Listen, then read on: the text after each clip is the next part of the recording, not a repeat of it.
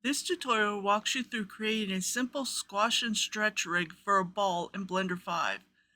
You'll build a two-bone stretch system and a master control, and create custom controller shapes to make animation easier. Make sure you have the Rigify add-on active. Press Shift-A, go to Armature, and then add a single bone. The bone may be hidden inside the mesh. Select the armature, open Object Properties, and under the viewport display, enable in front so the bones remain visible through the mesh.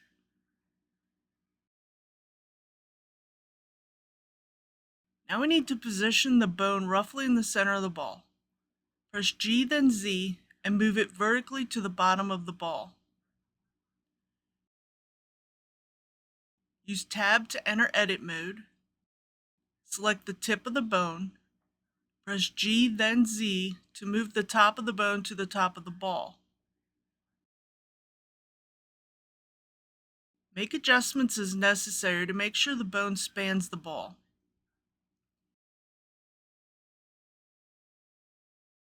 Use E then Z to extrude a second bone at the top of the ball.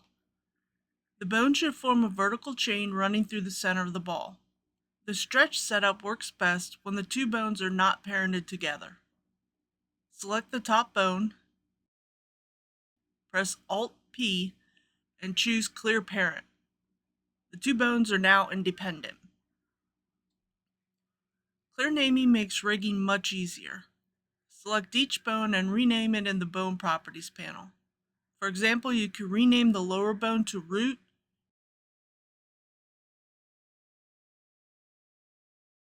and the upper bone to Squash.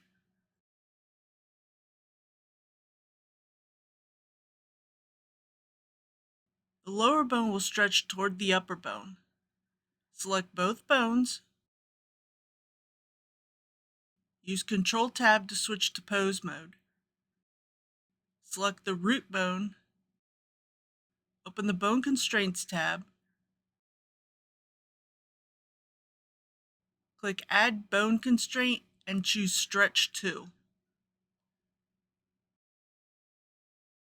Now configure the constraint.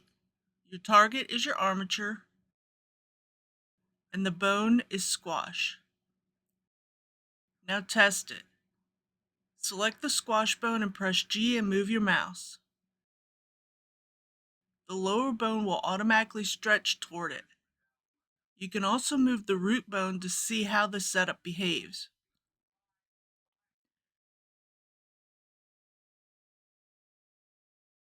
Now bind the mesh to the rig. Return to object mode by using Control-Tab. Select the ball. Hold Shift and select the armature. Press Ctrl-P. Choose Armature Deform with Automatic Weights. Switch back to pose mode using Control-Tab and move either of the bones. The ball should squash and stretch automatically. A master control lets you move the entire rig without affecting the squash and stretch behavior. Use Tab to go into edit mode. Press Shift-A to add a new bone. Select the top of the bone and use G then Z to scale the bone down. Then rename this bone to Control. Still in edit mode, select Squash. Hold Control and select Root. Finally select Control so it is the active bone. Press Ctrl-P. Choose Keep Offset. Now test the rig. Use Control-Tab to go back into pose mode. Moving the squash bone affects stretching. Moving the root bone also affects stretching.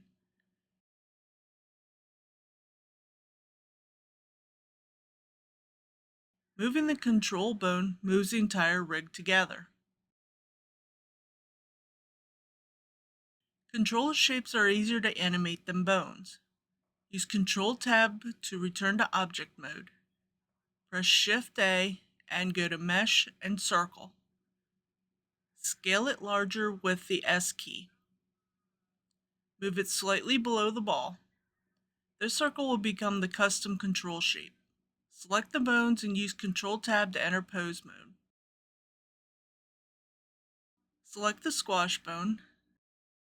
Open the bone properties.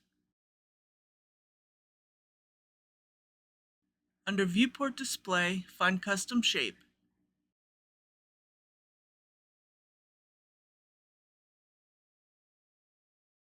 Use the eyedropper to select the circle.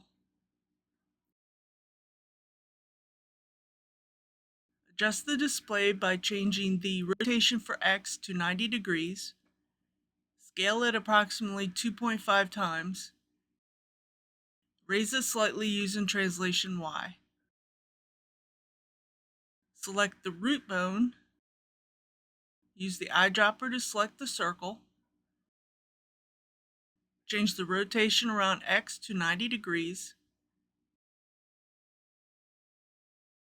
And scale it about 1.5. Lower it slightly with translation Y. Select the control bone. Use the eyedropper to select the circle. Change the X rotation to 90 degrees. And then scale it to around 6. Make this controller larger than the ball so it's easy to grab. The circle object is now only used as a controller shape, so return to object mode using Control Tab and delete the mesh circle. The custom controller shapes remained assigned to the bones. Select the controller and use Control Tab to go into pose mode. Move the squash controller to squash and stretch the ball. Move the root controller to squash and stretch the ball.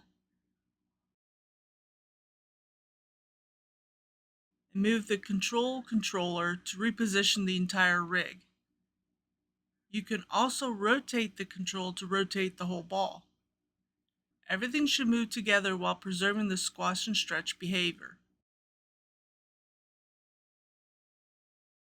To make the rig easier to read, select a controller, open the bone properties, and look for Viewport Display.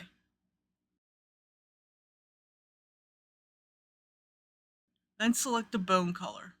For example, squash you could use red, root you could use yellow, and control you could use purple.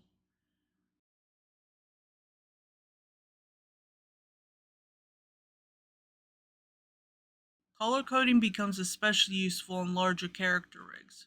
You can also use the wire width to make the controllers easier to see.